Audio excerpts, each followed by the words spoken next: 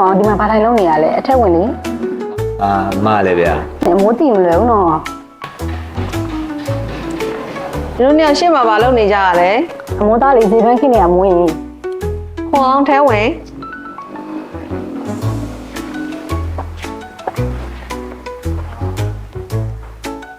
ကောင်မလေးတွေတီးနဲ့ရောင်းပါဆိုရောင်းသွားကျန်တာရင်မငန်းနဲ့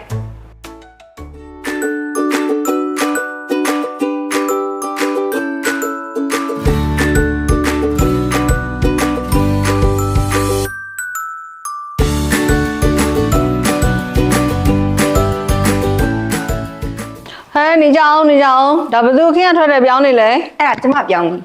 ကောင်မလေးပဲမြေဩဇာသုံးတာလဲ အတော်ပေးလိုက်တဲ့အချိုးကြီးကွန်မောင်တက်မြော်လာဇာမီသုံးတာပဲ ။အော်အေးထင်တော့ထင်သားပဲ။သူများနဲ့မတူဘူးဆိုမှဇာမနီပေါ့